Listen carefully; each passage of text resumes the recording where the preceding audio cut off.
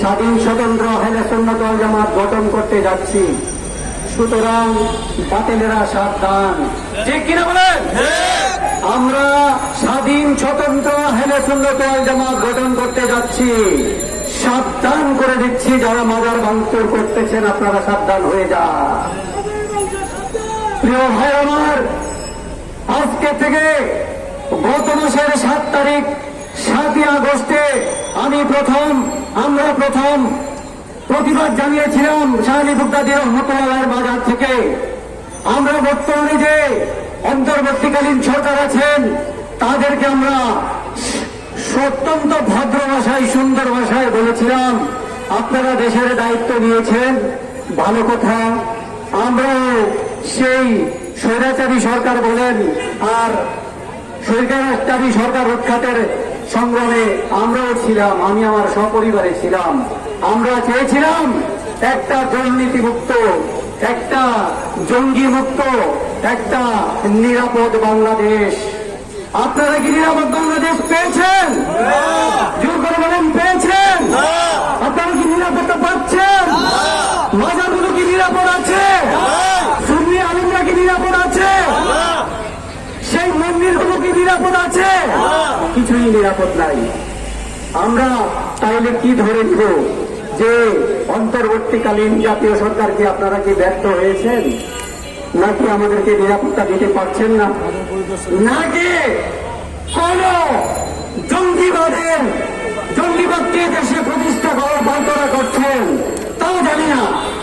কিন্তু একটা কথা আমরা বুঝে ফেলেছি, এই যে মাজার ভাঙচুর হচ্ছে, মাজার ঘুরিয়ে দিয়েছে, মাজার রক্ষার্থে আমাদের অনেক গরিব ভাইয়েরা রক্ত দিয়েছে, শাহাদাত বরণ করেছে। কিন্তু আপনারা একটি সেই মাজার পরিদর্শন করতে যাননি। যারা রক্ত দিয়েছে তাদের রক্তের কোন মূল্য আপনাদের কাছে নয়। যদি এই দেশের জনগণের রক্তের মূল্য নাই যাতে আপনাদের কাছে, আপনারা কেন বসে আছেন ওখানে? আপনাদেরকে একটা কথা স্পষ্ট করে বলে দিচ্ছি, আপনারা যদি আমার কোন স্বৈরাচারী অবস্থায় আপনারা অবস্থান করেন, সেই স্বাধীন স্বতন্ত্র আহলে সুন্নাত ওয়াল জামাত বাংলাদেশের সমস্ত ধর্মপ্রাণ মুসলমানদেরকে নিয়ে, সমস্ত দলমত নির্বিশেষে সমস্ত মানুষদেরকে নিয়ে আবার সেই গণ আন্দোলন আপনারা দেখতে পারেন। আপনারা মনে পথ করেন না। সুতরাং আপনাদেরকে অনুরোধ করছি, আপনারা আমাদের নিরাপত্তা দিন। আপনারা আমাদের মাজারগুলোর নিরাপত্তা দিন। আমার আকিদা বিশ্বাসের নিরাপত্তা দিন। আমার আকিদা নিয়ে, আমার বিশ্বাস নিয়ে আমাকে নিরাপদে আমার দেশে বাস করতে আপনারা ব্যবস্থা করে দিন। আপনারা যারা দায়িত্ব আছেন আপনাদেরকে অনুরোধ জানাচ্ছি, এই দেশে মুসলমানরা তাদের আকিদা নিয়ে থাকবে, হিন্দুরা তাদের আকিদা নিয়ে থাকবে, বৌদ্ধ খ্রিস্টান তাদের নিজ নিজ ধর্ম সুষ্ঠু নিরাপদভাবে পালন করবে, এমনই ছিল কথা। আপনারা আজকে দেখা যাচ্ছে একটা জঙ্গি গোষ্ঠী দিনের পর দিন, রাতের পর রাত অগ্নিসংযোগ, হামলা, খুন, ভাঙচুর করছে। আপনারা চুপচাপ করে শুধু লীলা করছেন, তাণ্ডব করছেন। এই লীলা, এই তাণ্ডব বেশি দিন পোহাতে হবে না।